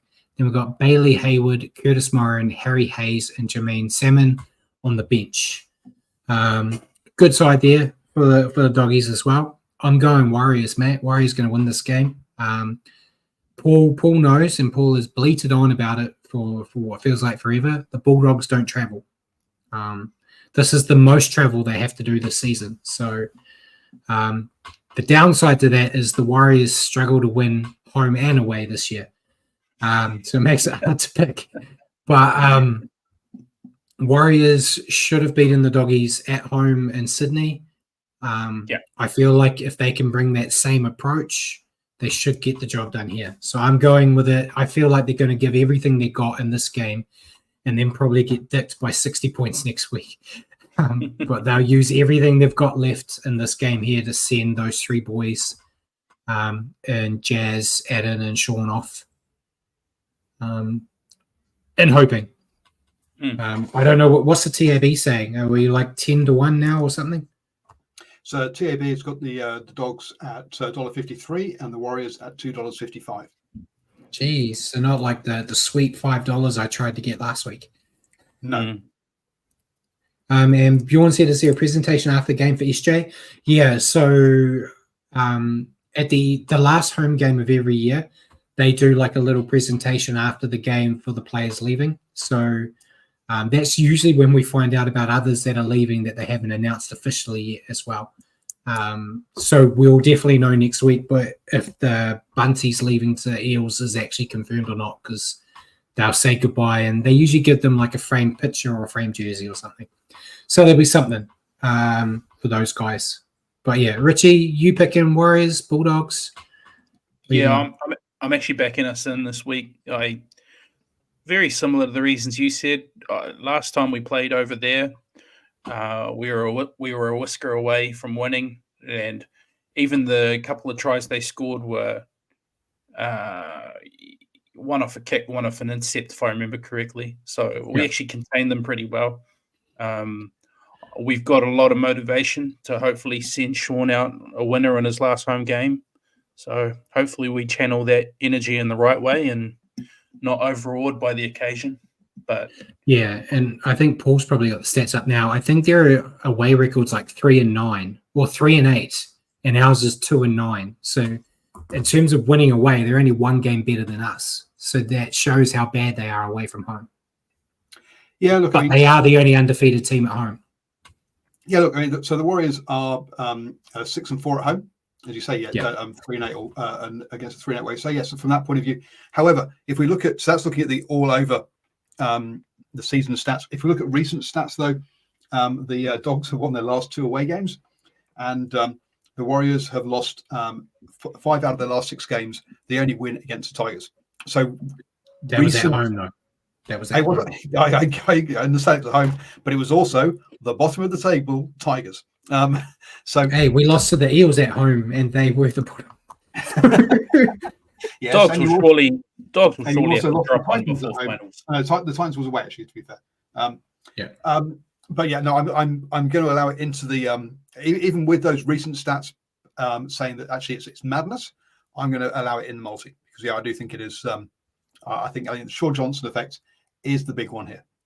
Yeah. And Jacko said the Dogs' attack has improved big time since we last played them. It has. Yep. But yeah, I think, like I said, it's probably more a hope than being logical. I just think the Warriors are going to throw everything they have. And yeah, Dogs are 5th on ladder, we're 14th. Yeah. They will be favourites, but there's been a few games this year where we weren't the favourites and we surprised everyone and won. So why not one more? But yeah, I think it's going to be like the cliche. They play their grand final, and then the next week it falls to bits against the Sharks. Yeah, look, the Dogs haven't travelled well this year. Let's be blunt. Yeah. So yeah, we'll see. It depends. The weather's meant to be fine. If it's raining, that completely changes who I'm picking. So yeah, we'll go on to the rest of the game. Starting tomorrow night, we've got Tigers Seagulls. I'm going with Seagulls. For your pick, Paul. For my pick. Oh wow, this is. Well, you're silly if you pick the Tigers to beat the Seagulls on any pick.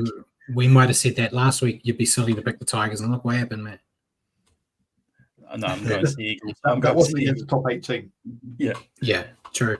Then we got the Warriors Doggies. We would both pick Warriors.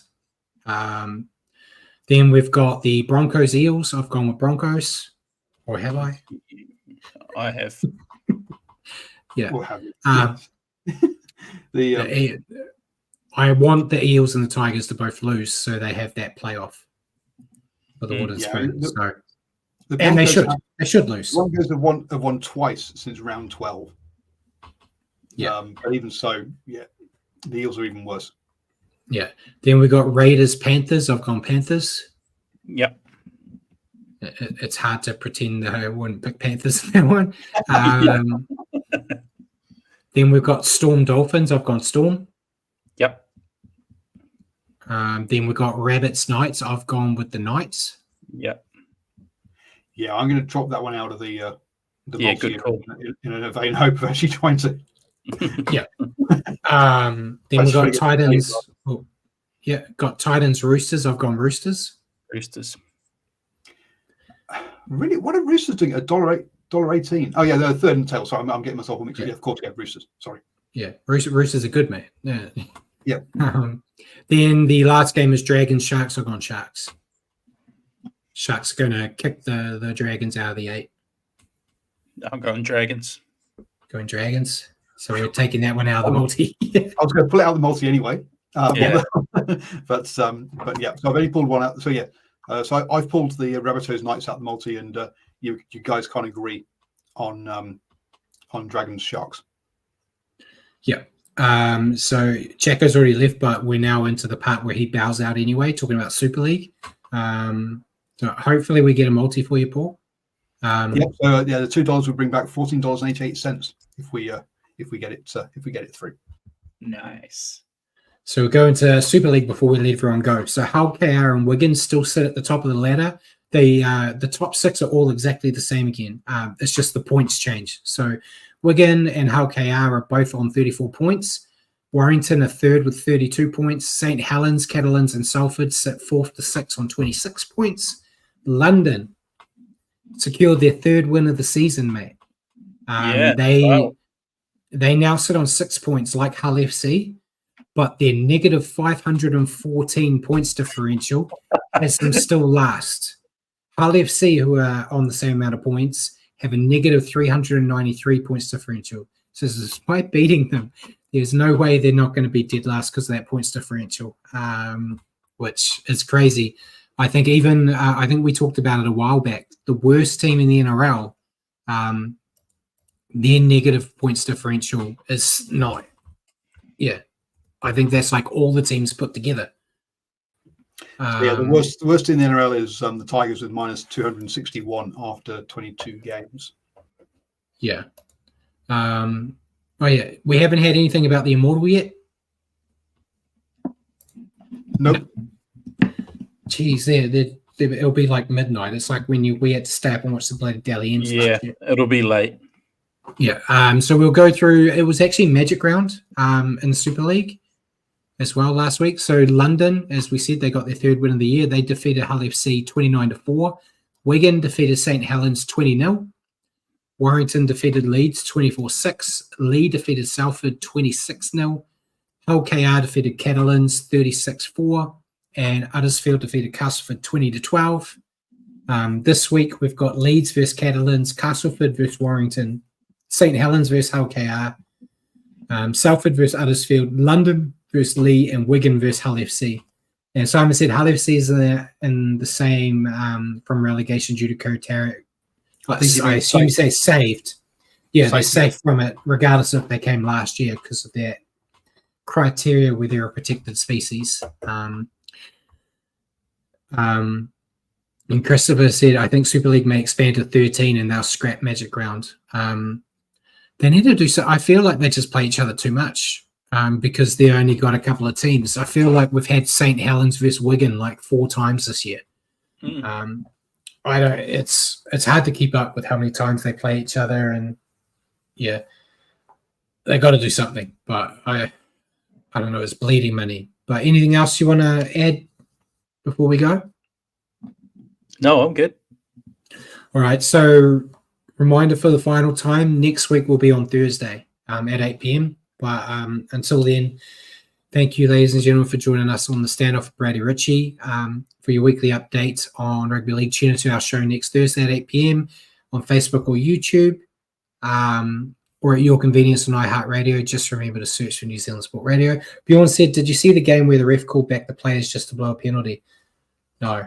That sounds very pommy. Sorry, Paul. But yeah, thanks again for joining me, Richie, and cheers for joining us in the background, Paul, and enjoy not having to do it next week. And good night, everyone. An hour 52, not